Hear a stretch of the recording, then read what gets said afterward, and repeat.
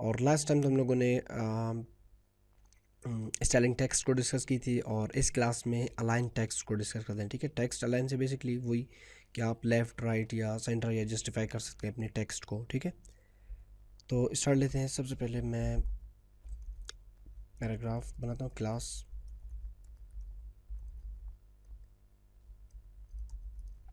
Right से नाम देता हूँ। ठीक है, ताकि इसे हम राइट अलाइन कर सकें। तो प्रॉपर्टी अब क्या यूज़ करेंगे यहाँ पे, text dash align. Text dash align, देखिए जो टेक्स्ट एडिटर वो आपको ऑप्शन दे रहा है कि सेंटर में आप अलाइन करना चाहो, लेफ़्ट में या राइट में। ठीक है, मैं सपोज चाहता हूँ कि राइट में अलाइन करना चाहता हूँ उसको। रिफ्रेश। अच्छा, टेक्स्ट है ही कुछ नहीं, तो कैसे अलाइन होगी। दिस इज सम टेक्स्ट, कुछ हो जाए ताकि अलाइन होना। अब कुछ नहीं, कैसे अलाइन होगी, सोचने की बात है। अच्छा जी, ये देखिए अलाइन हो गई है कहाँ पे, राइट में। अब बेसिकली ये जो पी है इसकी पेरेंट एलिमेंट बॉडी है, तो ये बॉडी के साथ अब अलाइन हो गई है। ठीक है, राइट में। ये देखिए मैं ब्राउज़र को इंक्रीज़ कर रहा हूँ साइज़ को, तो ये अलाइन राइट हो रहा है। और अगर मैं यहाँ पे एक डिव बना लूँ, class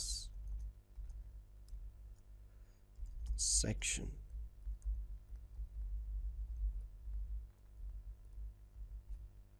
div class of section, और ये डिव यहाँ पे क्लोज। इसको थोड़ा स्टाइल करते हैं with 400 px, height 100 px, background colour देते हैं इसको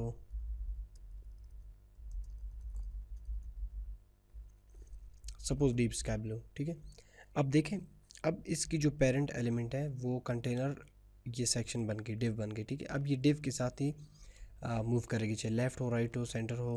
अब तो इसी तरह दूसरा पैराग्राफ बनाते हैं, इसको क्लास असाइन करते हैं सेंटर की। दिस इज सम टेक्स्ट या this is some centered text.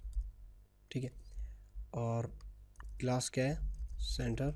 बिल्कुल वही प्रॉपर्टी आपने यूज़ करना है, टेक्स्ट अलाइन, लेकिन इस बार वैल्यू आपने देना है सेंटर। ठीक है, अब देखिए आप खुद, ये जो पेरेंट एलिमेंट इसकी सेक्शन है यानी डिव है, तो ये डिव में सेंटर में आ रहा है। अगर आप इसको यहाँ से निकाल दें तो ये बॉडी के सेंटर में आता है। ठीक है, अच्छा जी, इसके बाद जस्टिफाई प्रॉपर्टी है। अच्छा, मैं गूगल से कुछ टेक्स्ट उठाता हूँ, डमी टेक्स्ट, यानी यहाँ पे आप लॉरेम इप्सम लिख लें।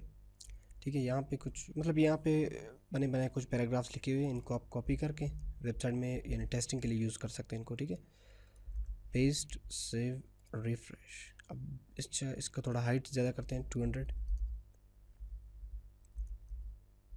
300।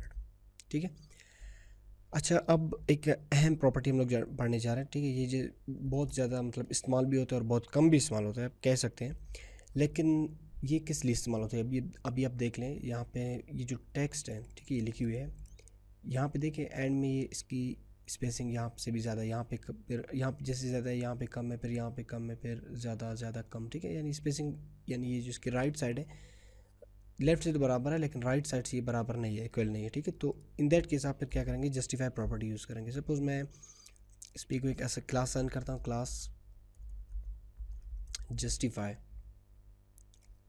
उसको कॉल करते हैं यहाँ पे जस्टिफाई सिंपल टेक्स्ट।